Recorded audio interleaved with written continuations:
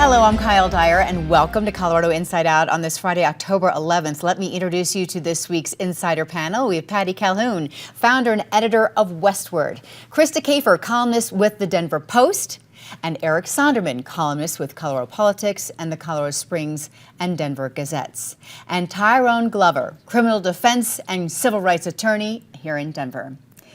Timing is everything, right? Most of you know that we record the show ahead of its airtime on PBS 12 on Friday nights. And so this discussion is happening before the visit of Donald Trump arriving in Aurora.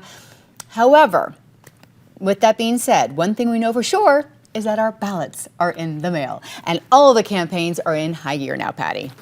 But I would like to point out that we are still in so many ways back in 2020. We are still fighting the 2020 election. We have the Tina Peters case, which of course was decided, she was convicted and then sentenced right when we were sitting at this table last week.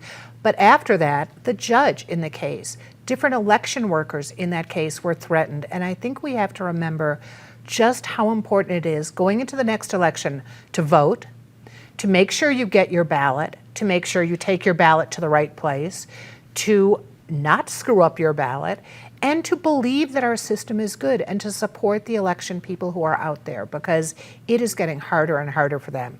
That said, it's not going to be easy going through that ballot. It's even just tough going through the contested races because like 8 is getting so ugly. We just have some real challenges ahead. But read your ballot when it comes in, check your blue book, and be nice to election officials. Yes, okay. Krista.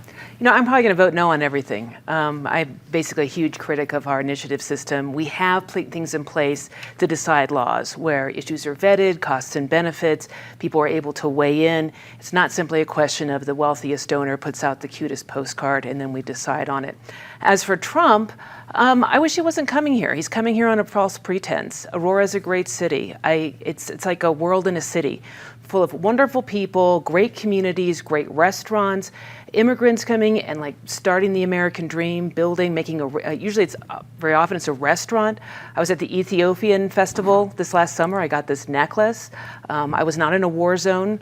I was in a food zone of fabulous Ethiopian food and wonderful people who had come to this country to enjoy the same American dream that my family immigrating here back at the turn of the last century, doing exactly the kinds of things that they did. I wish he would go home. This is not the place for him. Okay.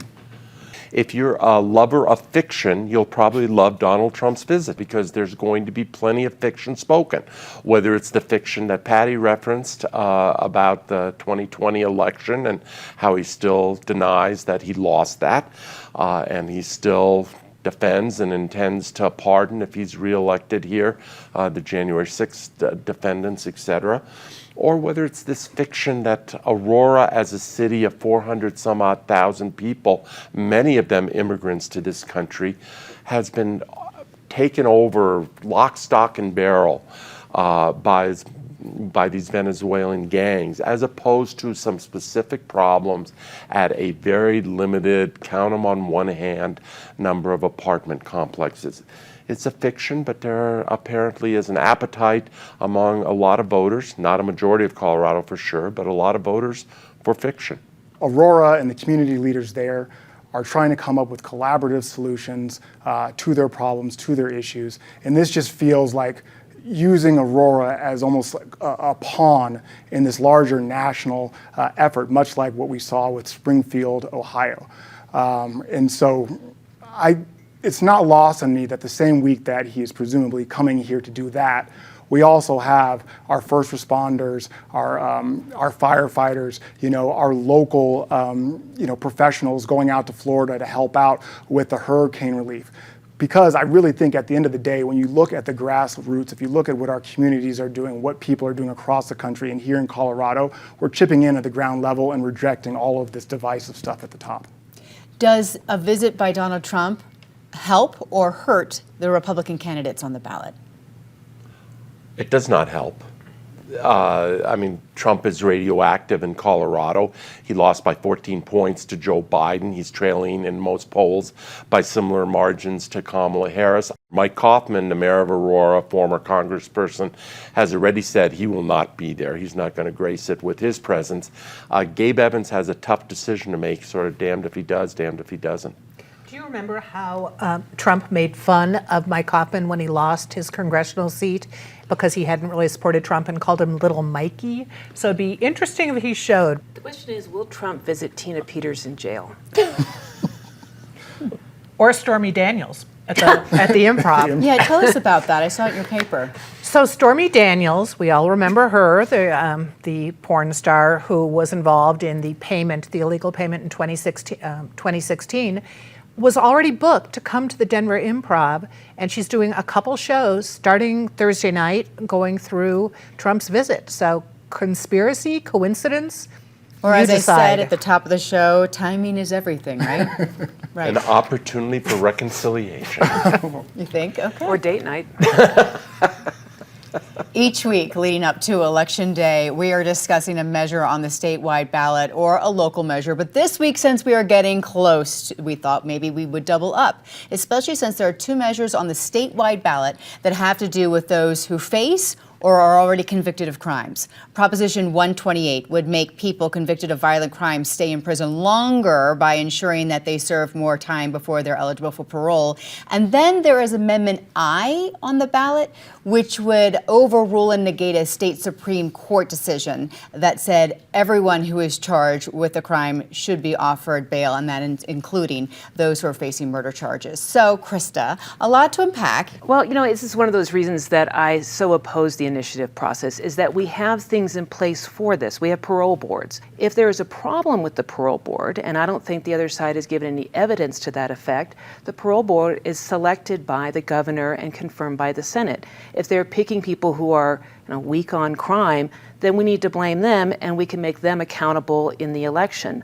Otherwise, I don't see that we need to be circumventing those decisions, especially given the fact that to keep a prisoner in prison is about $57,000 a year. This may cost about $28 million a year just to have people spend more time. I would rather see it, if somebody is not dangerous, having that money go to education, healthcare, even programs that help people who were in prison be able to come back into society and become a working member of it. Okay, all right, Eric. Well, Krista, you know how much I think of you, but I'm going to disagree, not on the merits of this one, but I know you've been beating the drum lately in your column, et cetera, on sort of the evils and excesses of the initiative process. To be sure, there are plenty of garbage initiatives, whether it's on this ballot or ballots in other years. Nonetheless, I will defend and be a proponent of the initiative process. As to these two initiatives, I don't think they're the most consequential ones on the ballot. Amendment I, as I think Tyrone has explained on previous show months ago, its purpose is to fix an unintended consequence of Colorado getting rid of the death penalty. This Proposition 128, yes, it would extend sentences, but only somewhat. I think there was an analysis I read yesterday says maybe adding 15 or 20% to some sentences. We're not talking about doubling or tripling sentences. Let voters have their say. Curious about your thoughts about this. Yeah, I think that there are some real problems with 128. And it's not so much the extension of the sentences, it's the taking away of the earned time or the good time. A violent offender, which the list of what is considered a violent offender in the Department of Corrections is actually longer than what this initiative would cover, starts off with 75%. And if they get to their 75% and the parole board thinks that they're maybe not ready to be released, a lot of times they kick their parole hearing for another year or two, and they end up doing that 85% anyway. At the Tina Peters sentencing, the judge went through all of the different sentencing factors, and two of those are community safety and rehabilitation.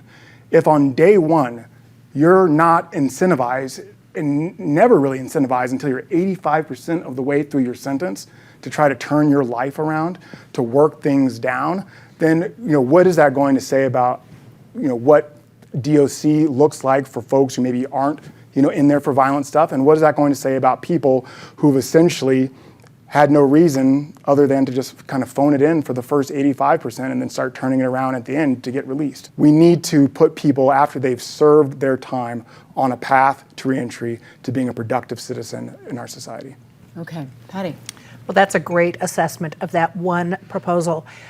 But I have to agree with Eric, disagree with Krista. I, too, love the initiative process. I like it that you have citizens who can go out and if they have a cause that they think is just, if they have an idea that they think is important, they can push it, and they can push it as hard as they have. It's not that easy to go get all those signatures. The flip side, of course, is if you've got a lot of money, you might be able, I mean, we've got 131 on the ballot. If you have a lot of money, you can probably get something on the ballot. But this is also, so citizens can get things on the ballot, then it's also up to citizens to look at the measures and say, do we need these, do we not? So it's an active voting population. And I would also agree with Krista on this one, which is vote no on these two. Okay, all right.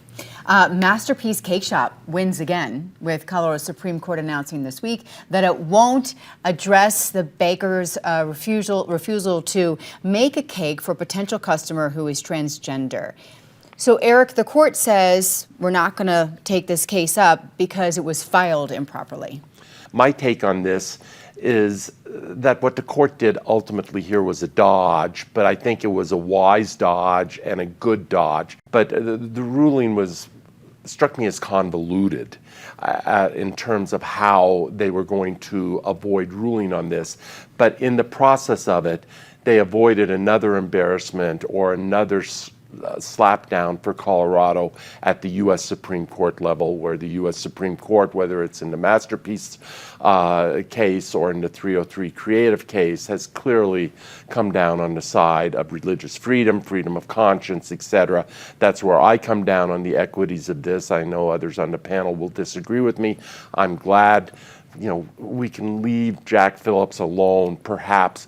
Finally, you do not have to buy a cake from him. There are plenty of bakers within a very short radius nearby Jack Phillips who will make a cake for any occasion. The man's views might be retrograde, but let him have his retrograde views. Okay. Yeah, and I think I do agree that what this came down to was, and this is a bit of reading the tea leaves, but sort of a hesitant to send this one back up to SCOTUS. Even with this little very kind of nuanced technicality that they found, that's something that I think SCOTUS could have found and also found against the plaintiff in this case, and then ultimately at the end of the day made some bad law in the process as well. But if we're just talking about the merits, I agree with the dissent, Justices Gabriel, Hood, and Birkenkotter. The district court and the appellate court both heard this, and the Supreme Court didn't even look like they were necessarily going to be engaged with it, and it wasn't even argued in the briefing, and then lo and behold, here it is. So I have the utmost respect for all of my colleagues on the Colorado State Court, but I agree with the dissent here, and Eric knows where I come out on the merits of this. For public accommodations, if you are availing yourself of all of the benefits and resources that being a benefit that offers and is open to the public, then you should not violate our anti-discrimination laws.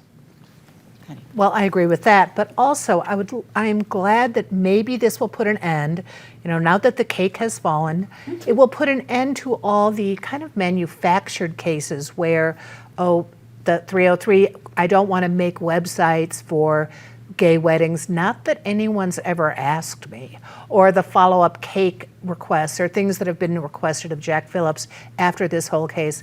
It would be nice if everyone would just settle down and let the businesses state their case. If they're going to get in trouble, go through the proper channels, but quit manufacturing instances that haven't come up. Mm-hmm. And I would say that affirming our right to free expression has not been a cakewalk. I don't know. I tried to come up with something. I'm not Patty, but I would say I disagree with my friend Eric in that I don't think these are retrograde views.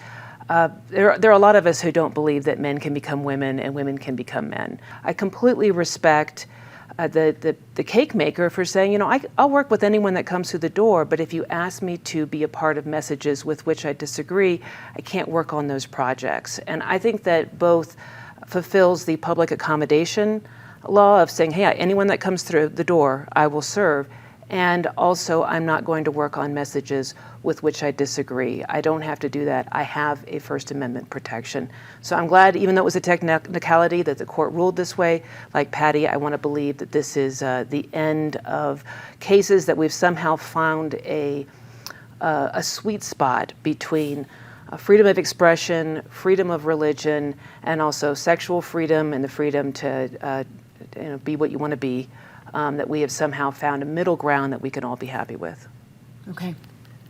Let's circle back to our ballot, which we'll be getting very soon, and talk about the campaign regarding Ordinance 309 in Denver, which is the so-called slaughterhouse ban. Now, this week, animal rights activists released undercover video from inside Superior Farms, and then those who work with the organization trying to shoot this down has created a postcard campaign. The postcards are written by people who work at this plant and don't want to lose their jobs, and those are going out in the mail, just as our ballots are going out in the mail. This measure, Tyrone, is getting a lot of attention.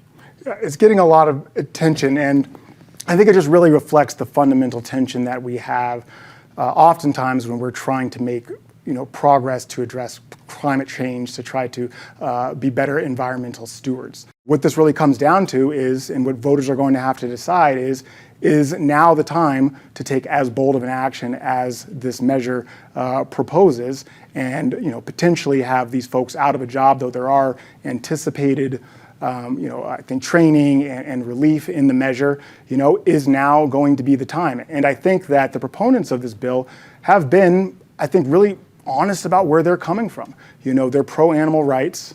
They've cited to the Clean Air Act and Clean Water Act violations. There are some very real environmental concerns with Superior Farms. To say that this really isn't just about whether we can weather this environmental impact, this economic impact. I think that's really what it comes down to, and is Denver ultimately going to be ready for it? Mm-hmm. Patty. Where they're coming from is not Denver, Colorado, the proponents for the most part. And I think that's one of the things we need to be more honest about. They've said if it works here, they're coming to Denver. It's a liberal town, passes things like this. If it passes here, they might take it other places. It's kind of like the fur ban, which has passed in Boulder. And you can make a decision whether or not slaughterhouses are good, whether or not you want to eat red meat. It's also a question of, do we boot out a business in Denver just because we don't like it? We're not booting out Suncor, for example. Is it setting us an odd precedent? So I think this is a Denver issue where Denver people should have a serious discussion with each other about what's important. Are the jobs important? Is the environment important? And I would like to get all the people who are not coming from here out of the discussion. Should a minority of people have to beg a majority to keep their jobs? Because that's what's happening here. We have a group of people, we have a 60-year-old business having to beg the majority to keep their jobs. And this is, I think, example A of why the initiative process is so wrong. It does not have the protections for minority populations that representative government has. This particular initiative is wrong. It is not going to help animals. They will simply be shipped longer distances.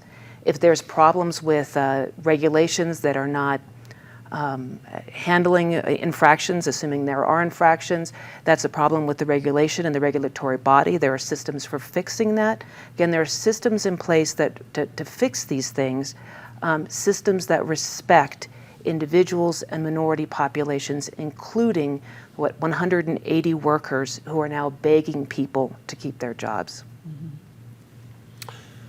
Well, I can't 100% endorse Krista's notion of voting no on all initiatives, but I think I'm developing my own rule here, which is if it's an initiative that involves animals, my inclination is going to be vote no, whether that is wolves, mountain lions, fur, lamb and slaughterhouses, what have you. I think as a general rule, I will not do biology at the ballot box, and my default position will be no on this. I respect where Tyrone is coming from an environmental justice point of view.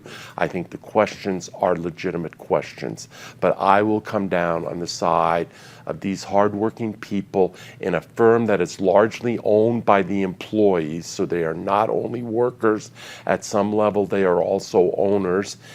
To say that the conditions in a slaughterhouse are not pristine, well, I guess that's the nature of a slaughterhouse. If there are code violations or whatever, let them deal and improve on those specific violations. I am optimistic that the voters of Denver, even though very quote-unquote liberal, very environmentally oriented, etc., that they will see this through this one and vote to protect these jobs in a part of town that needs economic opportunity and jobs. Okay.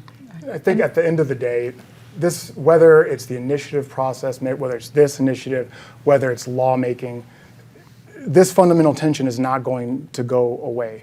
When you're moving forward, when you're trying to address climate change, keep it from being 90 degrees in December in like 5 years, and it's not lost on me that we're discussing this during a week of so many catastrophic weather events, including the fires that are up in Wyoming, that when you move forward, sometimes businesses, economic engines are going to be affected adversely. Is now the time to move forward and move forward this boldly? We're going to see. But at the end of the day, it can't always be an impediment. Okay. Patty? I was just going to say, vote against any campaign that uses one of us from this show without telling us to endorse them. As this campaign is with Tyrone. Yes, you've been in an ad on Instagram. All right, let's talk about some of the highs and lows from this week. Let's start with the lows so we can end on something positive, Patty. Gays Against Groomers, who had a rally at the Capitol on Saturday, they can have free speech. They can talk about no story time, transgender story time, but then they went and they complained. They were going to complain at a gay bar, which turned it into a Harris Waltz fundraiser, which was interesting. But they also got a state flag, an honorary state flag, under pretty much false pretenses, and that is bad. That is truly gag for Gays Against Groomers. Okay. Both parties are at fault for the fact that we have a $1.8 trillion deficit nationally this year. That's just the deficit. That'll, of course, add to the $35 trillion debt that has been amassed by both parties. So I want to say on behalf of future Americans, thanks for the debt, guys. Okay. Right on to that one, Krista. How about our former president, a certain former president who is also a candidate to be a future president? It's not enough that he's completely obsequious to Vladimir Putin when it comes to Ukraine, but we're now sending him COVID testing kits early in COVID, as if the head guy in Russia can't find his own testing kits. Give me a break. TikTok, who has been using Las Vegas slot machine tactics to mine the attention of our young people, and is at the end of lawsuits by 22 bipartisan governors, including, attorney generals, including Phil Weiser, now not turning over evidence in discovery against a court order, potentially destroying, spoiling evidence. There was just an amicus brief filed this week by I think 21 of those governors, because the 22nd one in Tennessee is actually party to the lawsuit. So still trying to evade accountability. Yep, they're on my bad list. Okay, all right, something good, Patty. I'm going to say happy birthday to my mother and apologize to the Nitwits because we're taking her on a weekend trip for her 96th birthday. Sorry, Mom, I shouldn't have told that. That's wonderful. Happy birthday. I'm going to give a shout out to Aurora, Colorado. If you have doubts, if you've watched this sensationalist media on Fox News, instead get in your car and go there. Go to H Mart in particular, the giant, awesome grocery store, then hit a couple of places for lunch. There's all kinds of wonderful communities there. I think this community deserves a lot of praise for the way it gives people the opportunity to seek the American dream. Okay. Love that. I'm just going to say Lashana Tova to all of our Jewish viewers and participants. It was Rosh Hashanah. a week ago. Over the next 48 hours, it will be Yom Kippur, and may it be a meaningful one. Okay, thank you. So this is my October appearance, so I'm just shouting out Halloween and all of the fun stuff that happens, here in the metro area during the Halloween. The Westward actually has a nice little guy that I typically turn to every year, but between haunted houses and concerts and just, I don't know, cool stuff. I was pleasantly surprised moving here how fun of a season is. So get out there and enjoy the holiday spirit. Is your place all decked out? It is, and we have some ghosts and Oh, some good. little things, and yeah, it's going to be a Okay. lot of fun. Good. Excellent. Looks like a slaughterhouse. All right. My high is the fact that we are going to get a lot of insight this weekend regarding how safe and secure our elections are here in Colorado. We still have availability in Mackey Auditorium at CU for a special edition of Colorado Inside Out Sunday afternoon. We're going to talk about what happens to your ballot once you drop it off to ensure that it is secure and it is valid. We have information on pbs12.org/tickets if you want to come. The tickets are free. Don't worry if you can't make it. We will remind you about the program before it airs in 2 weeks on the 24th. Very fascinating information that I've been learning as we get ready for the show. Thank you, insiders, for joining us this week. Thank you for watching or to listening to our podcast on Spotify or Apple. Enjoy this last weekend of Hispanic Heritage Month as well. There are a lot of events going on this weekend to go along with that, and go out and enjoy. I'll see you next week here on PBS 12.